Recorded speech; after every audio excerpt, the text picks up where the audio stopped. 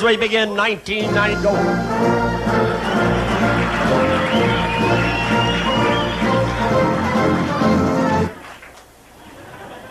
You know, one of the...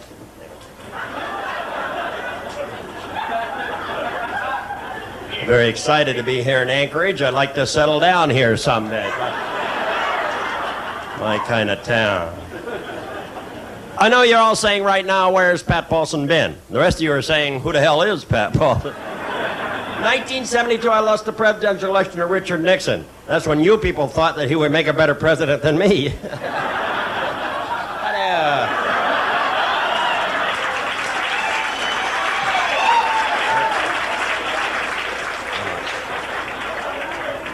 I have prepared a short speech for you here in Anchorage entitled How to Survive the Next 4 Years, a 2-year plan. I realize any statements I make in Anchorage will have an immediate impact on international relations. Therefore, I must choose my words carefully in order to avoid any negative interpretation. Among politicians, this is a tactic known as lying. I'm often asked, why do I travel around the country talking politics? Is it for humanitarian reasons, community spirit, or is it for the money, the limousines, and the girls? Answers are no, no, yes, yes, yes. Why should I be any different? Well, they say only a fool would run against George Bush in '92, and I've accepted that challenge. First thing we're going to do is attack Canada. Hey, those people have been sitting around there acting like nothing's going on. They've already got 2 of our baseball teams. Where do you think our geese go for the summer, huh? The war with Canada works out. We're in the same time zone. You don't have to stay up late and watch it on CNN. And those Canadians haven't paid us a dime for all the chemicals we gave them over the years. Now, where did our troubles really start? They started in the 70s with Nixon. I called the former president when he was in the White House. Well, I didn't call him, actually. What I did, I rented a room at the Watergate and spoke into the urinal. I got through, too. Have you seen that Nixon commemorative stamp? You don't have to lick it. You just look at it, and it sweats itself onto the envelope. Then we had Jerry Ford. Never blame him for our troubles. He didn't do anything. Everybody said Jerry Ford was a bland president, not too exciting. Oh, but I want my president to be bland. I don't want him to know how to work the media. Now, there's such a thing as reincarnation. I'm sure Jerry Ford would come back as yogurt. Every time I saw him on television, I thought I lost the color on my set. Now they have the Jerry Ford Library over in Grand Rapids, Michigan. All of Jerry's important political papers are there in a Dixie cup. Also enclosed in plastic, you can see Betty's old face.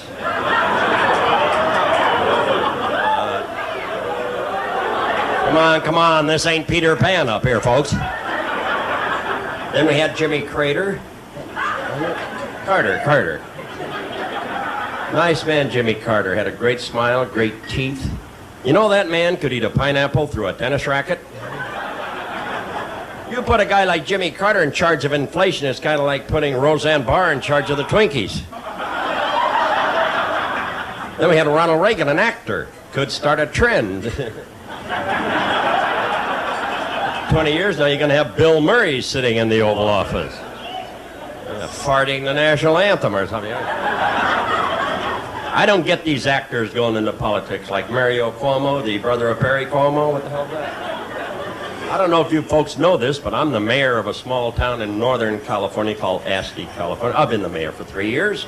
We bought the town and we allow no voting privileges. Our slogan is, we've upped our standards, now up yours.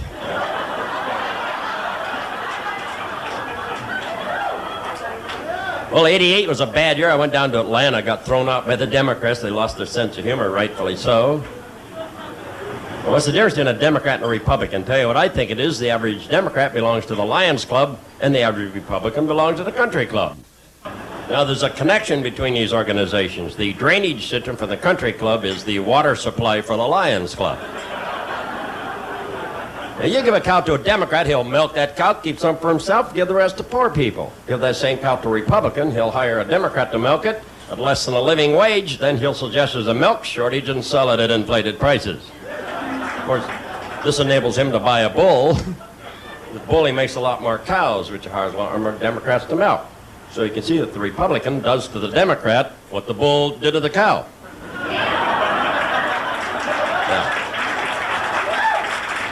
It was a bad year. A lot of name-calling going on in 1988. I did not indulge in name-calling, unlike my sock-sucking scumbag opponents. They said I wasn't involved in the mainstream. Well, I drink, I drive recklessly, I chase after women, and still Lloyd Benson had the nerve to say you're no Ted Kennedy.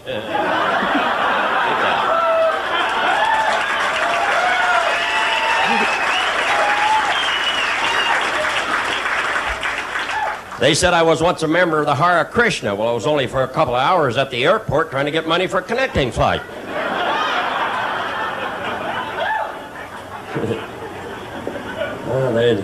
There's lots of things about me, lots of scandals. They said I once hit on a guy in a gay bar. Well, there weren't any women there. What the hell was I to do? Then they said I ignored the drug problem. Well, I wrote books on drugs. I gave speeches on drugs. Hell, I did damn near everything on drugs.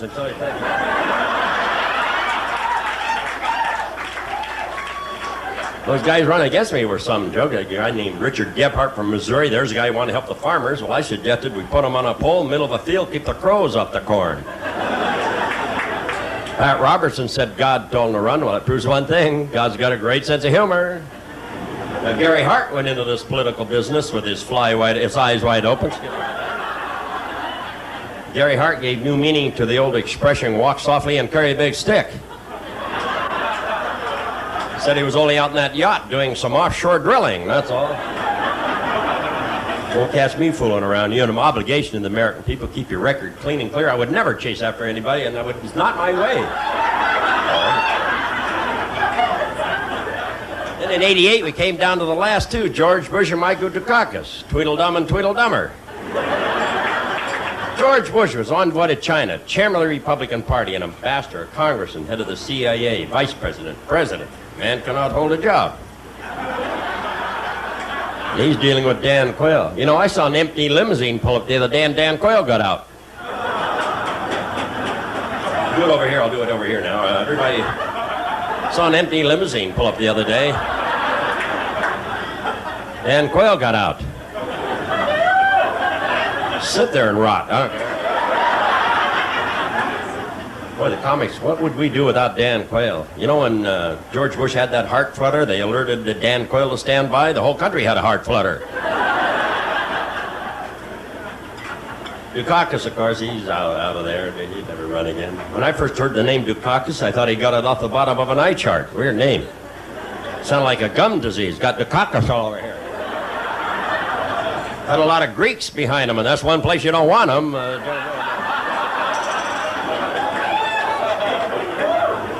Suppose Dukakis had been elected president. A president named Dukakis? I mean, where are the Washingtons and the Jeffersons and the Johnsons? Well, they're playing basketball. Most of them.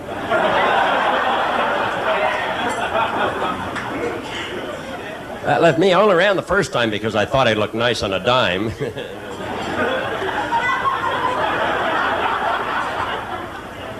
You know what got me in trouble? I'd have done real good, and I was on the ballot in '72. I'm on the ballot now. I was on the ballot in New Hampshire, came in fourth. Sincerely, came in there, and North Dakota. Went down to, I didn't go down there actually. I got on the ballot in Louisiana, and I got 1,500 votes, never showed up. Now, they called me and they said, are you coming down to Louisiana because of Duke? I said, well, no, they're a great team. I just don't like their uniforms, you know.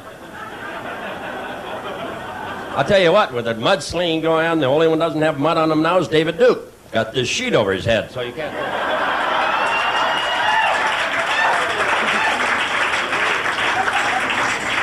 We're going to show you a sample. A lot of people are young here, don't know my past. Show you a sample of me campaigning in 1968. I had a tendency to go to one town, say one thing, another town, say another. You'll see what I'm talking about. This is from the old Smothers Brothers show. Would you take the lights off, please? And these here, too, or I can get them with a 22 if you want. Take these off, too. Okay. Now you can run that film. And this is campaigning 1968. The recent Supreme Court decision regarding the liberalization of obscenity. Who are we to judge what is? After all, in a mature society, when you're free and and wash out their mouths with soap. How do you stand on the question of welfare? Why do you I do we have about go to the Allies and get a job? And what is your feeling on the travel problem of Vietnam? I think this country, great country of ours, has any need to apologize for anything. We should make every effort to convince species won't listen to reason or killing. Palm them back into the Stone Age. One last question, Paulson. A great many people have charged you with talking out of both sides of your mouth at the same time. Would you care to comment on this? No. Okay. There you go. Well, that was a long time ago. I'm older and wiser now. I think I know what's bothering most Americans. It was tough for a lot of families to survive these days. In my family, we're now eating the cheaper cuts of meat. Last night, we had roast chicken faces. I make all of my own shoes now out of the skin that forms on chocolate pudding, so things are really tough. And if I wasn't in trouble, would I be working the Pierce Street Annex? Come on.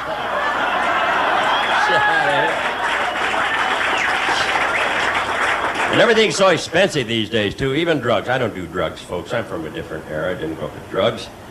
I tried Coke once. I don't get the thrill of Coke. It took me an hour to get the bottle out of my nose. That's expensive. You know, I'm going to snort something. I'll snort laundry detergent. It's cheap. Makes bubbles come out of your nose. The kids get a kick out of it. I had a guy come up in the street the other day and ask me if I want to sniff a little crack.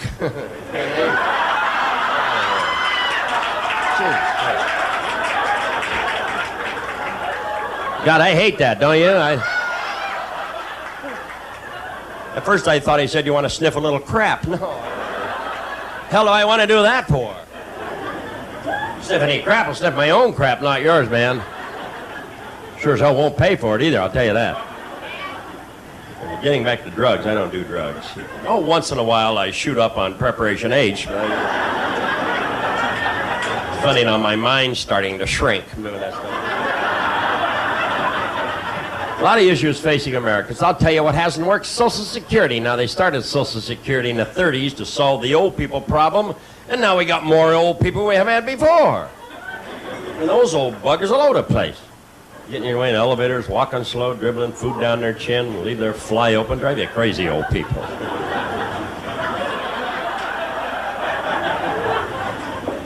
The energy situation. For a while, we were supposed to have big cars. Now I think big cars are necessary sometimes because I cannot imagine a Yugo hearse going down the street. The legs hanging out the back and a little red flag in the toe. That'd look weird. If we ever have another gas crisis, as I said before, we have an overabundance of old people. Why don't we just find a way of converting old people into gas? Got regular, no lead, and Grandpa Ned. Call it fossil fuel or something. Kidding, of course. We take care of the old folks in our family. Grandma Paulson did right with us. We built a little lean-to in the back, and she was good company for the dog. Reminds me of a story. A little old lady sitting in the bar says, all right, anybody tells me what I have in my hand gets to take me home tonight. Guy down the end of the bar says, you got an elephant? She says, well, it seems we have a winner here. I know an old guy went down to get his Social Security, forgot his papers, couldn't prove how old he was. Hey, you can't get your Social Security unless you have your papers. He says, wait a minute, opened up his coat and says, look at those gray hairs. So they give him his Social Security. Went back home, his wife said, how'd you get your Social Security? You forgot your papers. He said, well, he just opened up my coat and showed him my gray hairs. She said, well, you should have dropped your pants. You could have got disability.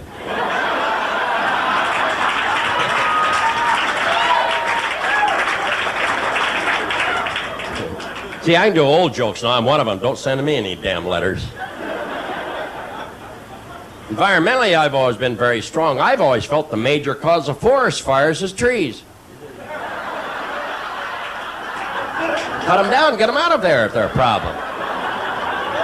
Did that in Arizona, no trees there, just rocks. That's good because a bird can't crap on you from a rock. The Indian problem, I felt we should attack. Hey, they still got some land we haven't taken away from them. Indians think they're Americans, got a lot of nerve. Well, the Indians would have done a lot better if they'd had tougher immigration laws.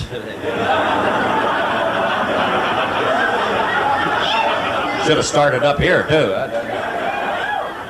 I can talk about Indians because I'm part Chippewa myself. I don't know if you know this, but the Chippewas are an ancient band of nomadic Eskimos originally expelled from the Maine tribe for some of the weird things they did with seals. Well, this is not an issue, but people talk about it. You know those 976 phone services where you can get any information around agricultural, sports scores? You know who has one of those phone services? Jehovah's Witness. I call them every morning at 5 o'clock. See how they like it.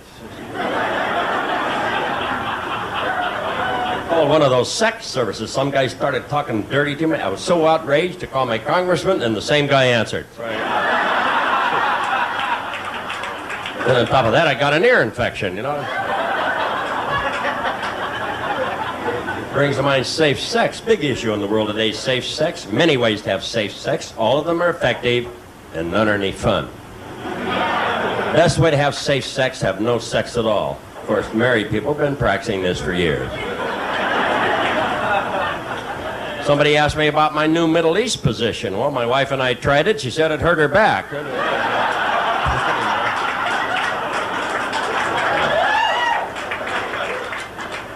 These are chauvinistic lines. I apologize to the ladies. I am for women's rights. I don't think anybody should be discriminated against because of the shape of their skin. If there's any guys in the audience tonight, you thinking about getting married? I'll save you a whole lot of trouble. Just find yourself a woman you hate and buy her a house.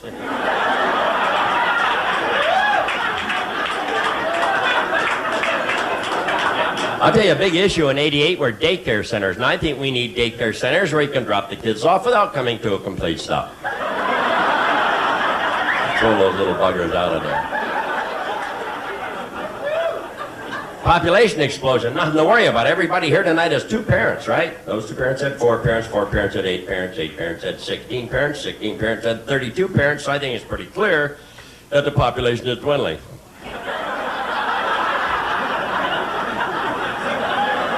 Okay, I'll explain that to people from Nome who came down tonight.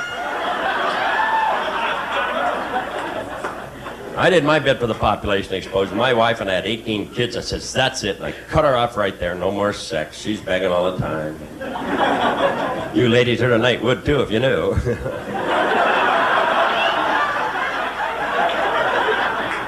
She went on one of those physical fitness kicks. She lost 20 pounds in one day. One of those machines tore her left leg off. Well, that's an old joke, but I see it hadn't got to Anchorage yet, right? Jokes come in here by barge. I love Anchorage. Had a great time today. Went over to your zoo and saw your duck.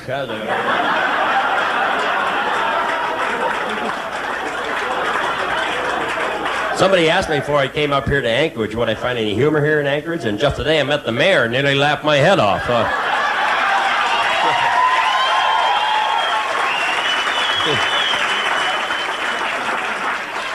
So humor's everywhere. You just look, right? Getting back to population explosion. Tell you what I did. I went to the hospital and I got that operation. I'm not afraid to say what I did. These are adults here tonight. You can talk about these things today. I went to the hospital and I got that operation for birth control. I got a, didn't make jokes about it, I got a vasectomy. And I was only in the hospital 6 months. As a matter of fact, just got the cast off last week. Funny, all my friends came over and signed it. Yep, 200 names. That's just one side, too. Walked in the hospital, I asked the doctor, I said, how long will it be? He said, well, about the same as when you came in. Now, there's nothing to that operation. They put the needle in you, then after they coax you off the ceiling.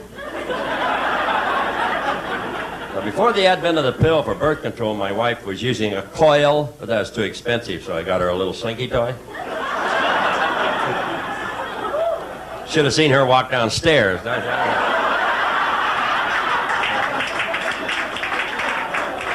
Gazang, gazang, gazang. Well, 92 is a big year for me. We have a new slogan. I'll be decisive president, probably. And I read a poll the other day that said 1 out of 5 Americans believes that Elvis Presley could still be alive. 1 out of 5. Now, if I could just find these morons and get them registered, I could be president. So I'd like to leave the podium, get my guitar, and do what I'm supposed to do, try to entertain you, but I'd like to leave the podium with this thought. I know in my heart that for centuries to come, years will pass.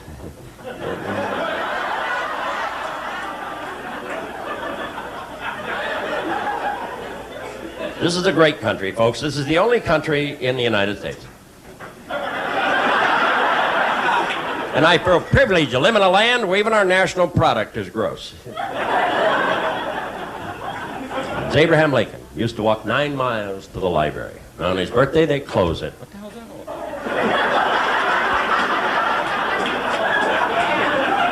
Well, ladies and gentlemen, I have a dream. It's a dirty one. I don't want to talk about it.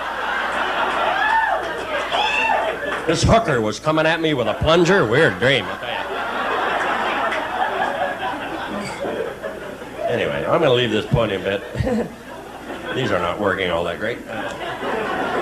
With my philosophy of life, and it goes like this. Well, the wind blew and the crap flew, and you're only here for a day or two. Move this baby out of the way, get my guitar and get a good look at you up here. We got a lot of help here at the club, you know. Stagehands bustling all over. I'm glad to be here. You know, I work a lot of comedy rooms across the country with young comics who want to become stars. I thought you might be interested in some of the kids who woke up to me in the past. Where the hell's my guitar? Oh, here it is. That's good. Hide it from me. That's great. Stay there. And some of the kids who woke up for me in the past, I think you're going to be interested. A fellow named Don DeBelli, you know, Father Guido Sarducci opened up for me in San Jose years ago when I do Saturday Night Live. A fellow named Howie Mandel opened up for me in Toronto. A place called Yuck Yucks before he made it, and went on to do St. Elsewhere, very funny. Harry Anderson opened up for me in Hermosa Beach. He was an incredible comic magician. Went on to do Night Court, to the judge in Night Court. Emo Phillips and Judy Tenuta opened up in Chicago when they were starting out. They were a duo at that time. Jim Carrey from Living Color, was 17, opened up for me in Ottawa. He's an incredible talent, Jim. He was on the bill with me. The last two that went on to become stars, Jenny Jones and Paula Poundstone, were my opening acts in Sacramento, and they now have their own television shows. All these kids open up for me, go on to become stars, and I'm really getting sick of it. Who the hell needs them anyway? I do a different form of humor. I'd like to get to know you first. What we're going to do is divide you into 2 groups. We're going to revive the American tradition of singing along together. We're going to give you your lines over here, and you try to out-sing these people over here. It'd be a lot of fun for you to get a kick out of it. So, you're first. Your lines go, I think lines go playing grounds, because it says, right, must be playing right. Over here, you sing Captain on the right side. Go to Houston Port. Tight. Over here first. Ready? I dance over the playing ground. Everybody. Horse in the right rod sky. Dum digga doo.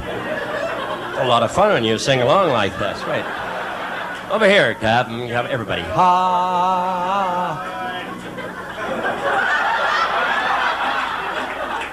You know, this is the first club when anybody actually tried to sing back.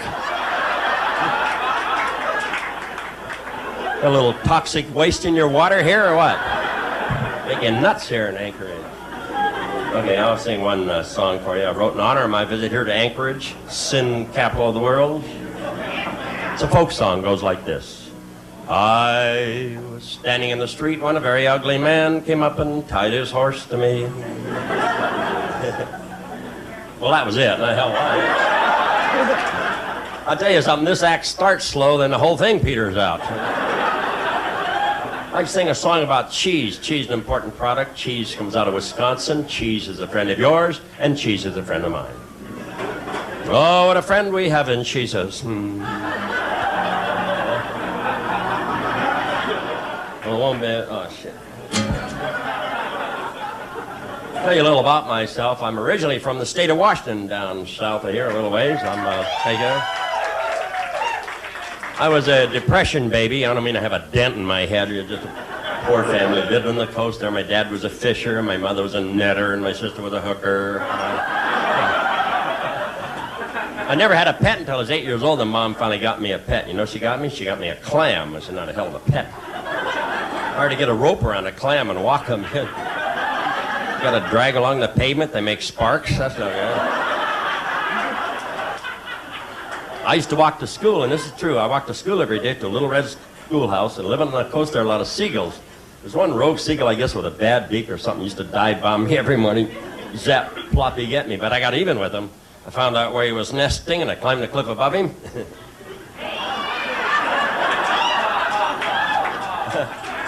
To this day, that seagull thinks that cows can fly, I'll tell you that. When I was 17, I joined the Marine Corps. I'm an ex-Marine, World War II, 1st Marine Division, 5th Regiment. My old outfit was in the Gulf. I'm proud of those guys. I don't talk about this much. I killed 10 men in World War II. You see, I was smoking out behind the ammo dump one day. Accident. I learned a lot in the Marine Corps. I learned how to blindfold myself, take my rifle apart in 11 seconds, which is valuable because when the enemy would attack, I just blindfold myself and take the rifle apart. We stopped on our way overseas at what was a transit center at that time in Hawaii. I got to know Hawaii, went back later, wrote a song about it, like to do it for you. It's kind of a travelogue documentary. This one goes to Hawaii. Welcome to Hawaii, magic land of romance and beauty. As a ship rounds Diamond Head, we are struck with the majesty and beauty of this mystical land of Hawaii. Pulling into Pearl Harbor, the shouts of the natives ring in our ears. Ole!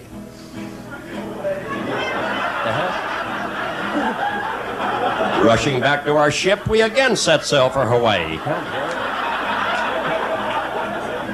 Arriving at our real destination, we study the history of Hawaii.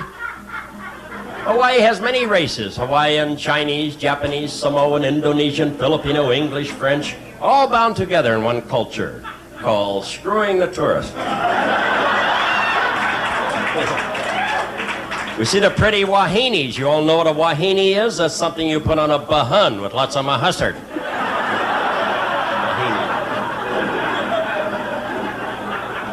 Hawaii has many active volcanoes, which they try to keep from erupting by sacrificing virgins.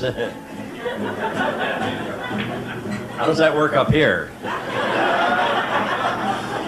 That screws up that joke. You got volcanoes, don't you? Shoot. I'll have to quit that one. We listen to the ethnic Hawaiian singers like Jim Neighbors, there's a good one, and the legendary Don Ho, brother of Asso. He's right there.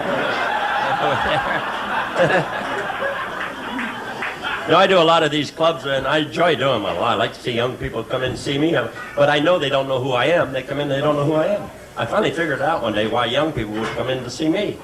You know what it is? Their parents say, "Get out and see him before he dies."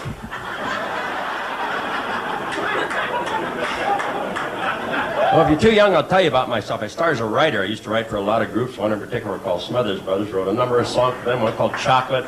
Another one called Mediocre Fred. And they're very loyal guys. So they got the show on television, prime time, CBS, 9 o'clock. I started doing editorials. Then I ran for the presidency, and I became known throughout the country, in fact, all over the world. We had clippings from that campaign, so if you're too young to run around at that time, I'll tell you right now, I was a big act. Big act.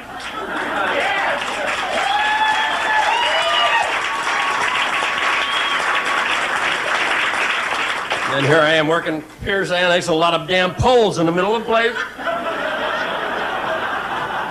Oh, God, I'm so ashamed. Oh, hell, my eyebrow's stuck in this mic.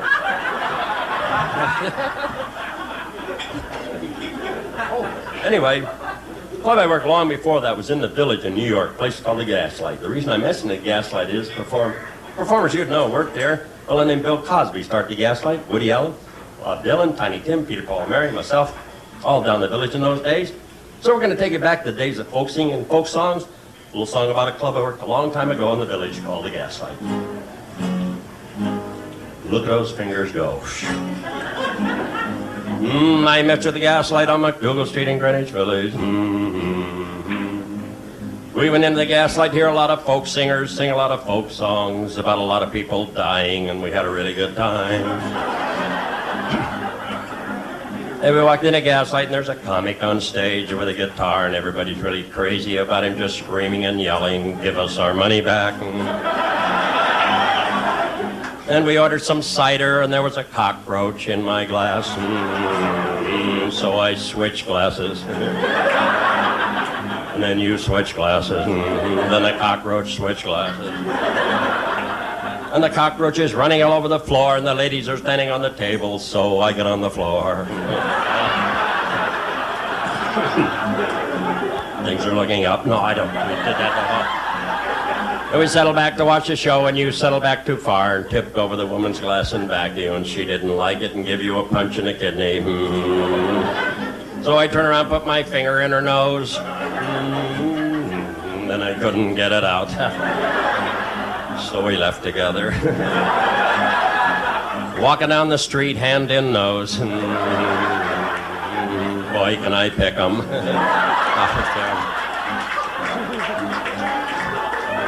Finally got my finger out, it was all covered with boogers. So I took them home, put them in a jar. Big ugly thing started to grow out of the jar. So I took it over to Burger King. I said, what do you got there, a Whopper? I said, no, it's not.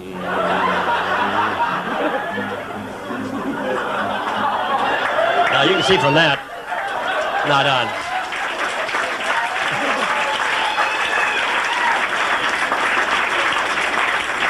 You can see from that why I don't work a lot of supper clubs. We're eating. Would you get him out of here? We're eating right now. I was going to do a song here about Anchorage, but I think I'll wait till I leave. Hey, I seen the trucks with the rifle racks. I ain't crazy. I could do a song about Los Angeles because I'm not there at the moment. L.A. my kind of place, smog so thick you can't find your face. L.A. full of people try to find out who they are. They go to a psychiatrist. When they get the bill, they're pretty sure. L.A. full of people think they're going to go to heaven, so when they die, they have the casket full of popcorn in case there's a movie on the way, dude. L.A. where they had a big train derailment, a lot of nitrous oxide spilled all over the place. Thousands of people killed trying to get into the area.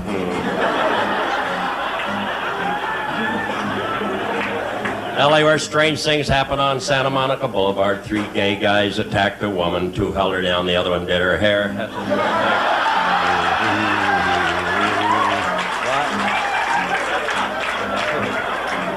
I don't do this song in San Francisco, no.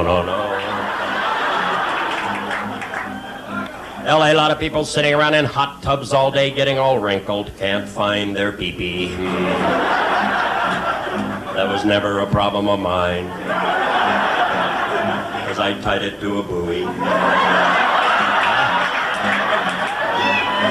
There's somebody pull a plug and my wee-wee went down the drain, goddamn. Floated out to sea. Picked up by a Russian trawler, took it back to Moscow. They thought it was a nuclear warhead. I think I'm going to cut it there.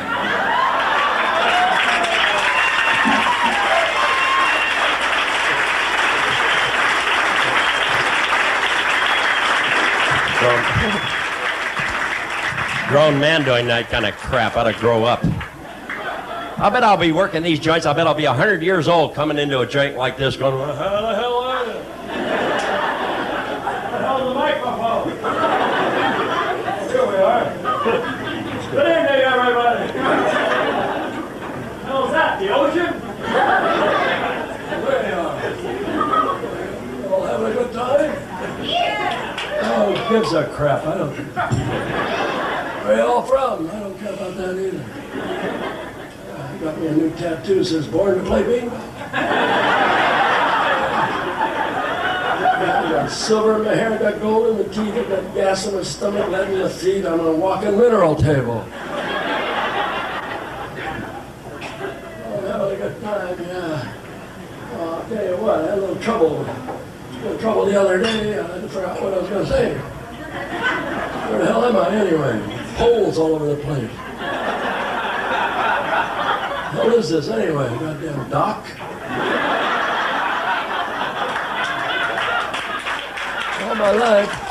All my life I wanted to get me a BMW. Now I just settled for a BM.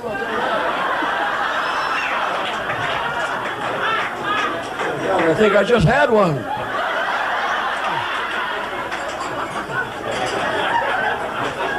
Well, I tell you what, I still got this great sex drive. Yeah, she lives 80 miles. It takes around. 75, spent the honeymoon trying to get out of the car. little trouble at first with my sex drive. Got one of those implants, you know, put it in backwards, blew a hole in my shorts.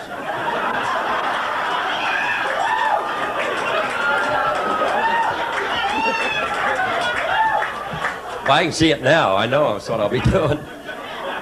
I do a lot of gross stuff, but I don't do the words. You know, the comic stuff today, they can say anything they want. And the reason they can do this is because of a guy named Lenny Bruce. I used to work the same room Lenny did in San Francisco called AM's 440. And Lenny cleared the way for comics to do what they want, right or wrong, but he did it, you know, and he paid the price. I don't use dirty words. It really urinates me off. I started as an impressionist, so I'm going to show you. I can still do it, and I do impressions. Here's my impression now of a tap dancing mouth.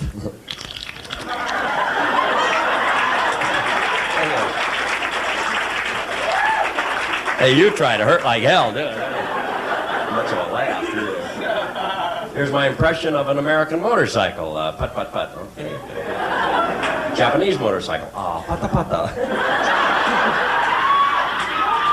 Hey, you can do a lot of those Swedish motorcycle, peer to peer to peer. Those impressions won me a blue ribbon down at the Seattle Pottery and Marijuana Festival after. Here's some more impressions. They get better. Here's my impression of Richard Nixon, what he might have said had he been the captain of the Titanic. Ice, anyone? Okay, they're going to get better. Here's my impression of Jimmy Stewart giving directions. Well, you just have to follow when you get to the end, you'll follow, you go around, and you follow it through, you missed it.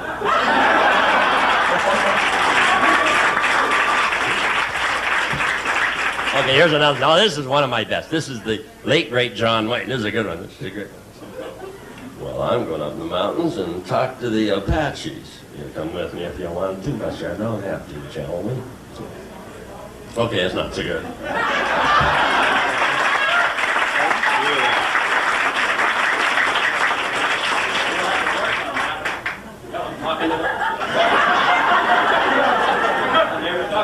Oh, here we are. You know, it's very important today to have a sense of humor about ourselves. Don't you think it's a very uptight, hostile world? We should not take ourselves so serious. You're going to live long. Have that attitude. Any doctor will tell you that. And I have a secret that works for me, how I see things funny, and I'll pass it on to you to help you see things funny. Every day when you see a stranger on the street, somebody looks downtrodden and concerned, just walk right up to that stranger, find one funny thing about him and mention it to him. Make sure it's a little stranger, about that big. And I think you're going to feel happy that you kindled a spark of laughter in the restless world. I would like to do one last thing for the young people here tonight, because you're the hope of the future and the hope of the world. And I hope you do a better job than we did. But as I look into your faces here, I see there's a fat chance of that. For the young, hope the older adults won't mind. For the young here tonight. Take care of those hamburgers. Those you see me on television, I'm not like that person. I don't appear to be very wild or daring, but underneath this suit, I'm covered with hickeys. Of course, they're self-inflicted by... Hey, I've been on the road. It's tough. After the show, we're going to have a little place. We're going to try to sell you some crap, some stuff, some memorabilia. I have some posters from the '68 campaign that are the originals. These are not remakes. There it is. Pat Paulson. Isn't that neat? Look, I was younger than... That one's going to cost you.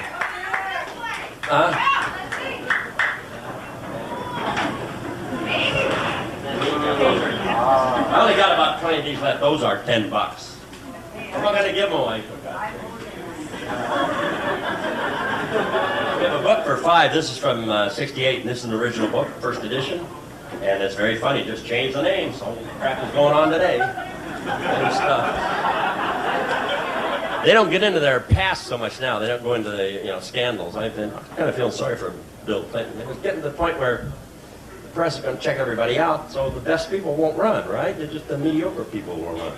Now, does that mean that the best people are the only ones that have affairs? Let me tell you, I can tell you unequivocally that mediocre people have affairs too.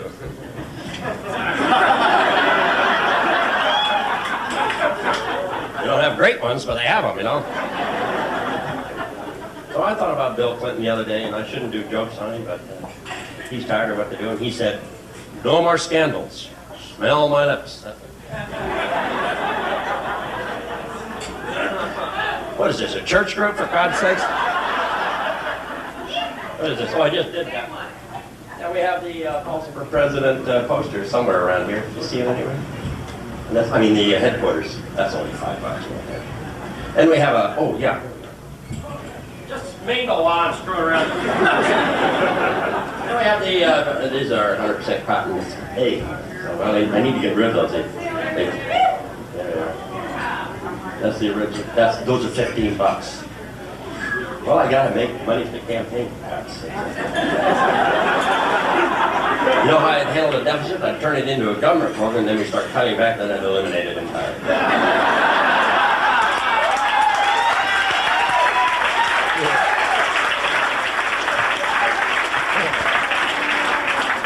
You've been a great audience, so I'm going to have fun this week. We're not used to having the lights on and we see your faces, which has been a drag, but, you know. A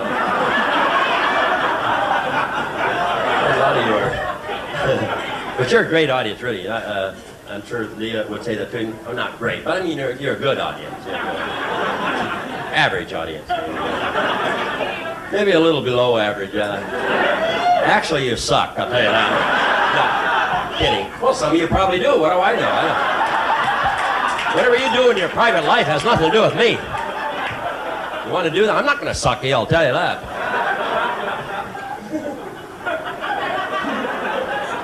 You want to see me after the show? We got a little table over there. We'll sign these if you got. Oh, we get a bumper sticker and a button for $5. Whatever. We also have my jams and jellies back there too. And I'm working on a new book, the Endangered Species Cookbook. That'll be coming out shortly. How to baste a baby seal and stuff like that. I mean, interested you might be in that. I want to thank Paul for the great hospitality here, and we're having a great time here in Anchorage. What a beautiful city. You ought to be proud to live here. It's a wonderful place. In fact, I think it'd be a lot better if most of you moved out, you know. Believe it, for me, hell with those old-timers. Well, I've had it with you people. I'll personalize these things. I'll sign them. I'm going to stick around. You want to put any money in a campaign, we're welcome. If you want just an ordinary autograph, those are $75. I'm not going to do this crap for nothing, I'll tell you that. Things are tough today, you know. It's tough out there. I heard the other day, the Northrop Corporation, you know, the outfit that makes that stealth bomber. You've heard of them? You know what the stealth bomber is? Okay. Well, they laid off 1,500 people the other day. Now, I'd like to know this. How the hell are they going to know if they left?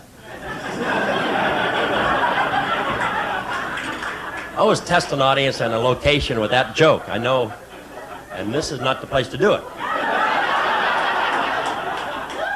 Well, that's a clever joke, isn't it? I like that joke. Well, that's it. Boy, how much time did I do? Oh, shit. Oh, that's about enough. So, and I don't know what we're doing a little film here, so you're all going to be immortalized. I don't know, they're making a commercial for the club. This is a great club, and it's one very nice. You ought to be proud to have this. This is the best club I've been in since last week.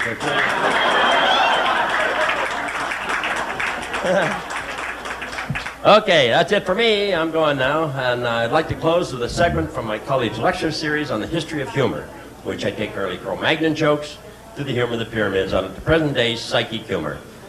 I'm going to go into a trance, and while I'm in this trance, my body will be overtaken by an Indian spirit comedy leader of the 17th century. A fellow named Ramajan comes into my body and speaks to you through my mouth. It's a weird thing to watch, like catatonic fit. What this is channeling. That's Shirley MacLaine stuff. So I'm going to channel this spirit. He'll talk in and I'll come back. This is a weird thing to watch.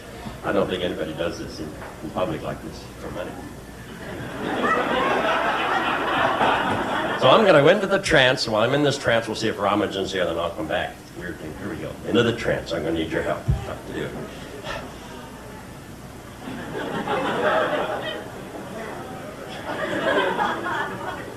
Hi, I'm Ramajan, Pat Paulson's Indian spirit comedy leader. Only have a few minutes in your world. Hope you enjoyed Pat tonight. I know I certainly did.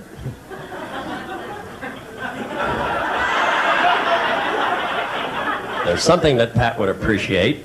He's too humble of a man to ask for this himself, but Pat has never had a standing ovation.